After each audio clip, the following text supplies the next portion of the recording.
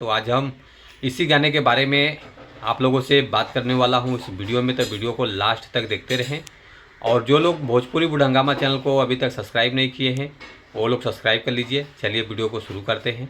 नमस्कार दोस्तों, मैं हूँ सतीश।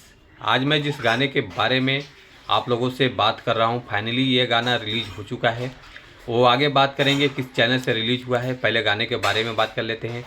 गाने का टाइटल सॉन्ग है रेलिया, जो कि इस गाने को गाए हैं रितेश पांडे जी। काफ़ी अच्छा गाना है और इस गाने को लिखा है निक्की निहाल जी। बहुत खूबसूरत गाना लिखा है इन्होंने।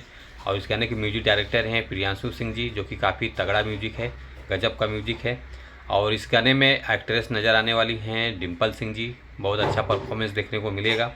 और डायरेक्टर हैं असलम खान जी और डिजिटल ग्लोबल म्यूजिक जंक्शन। और ये गाने का रिस्पॉन्स है 1 घंटे में 8,748, लाइक है 2,100, कमेंट है 135। मीरा म्यूजिक चैनल से ये गाना रिलीज हुआ है।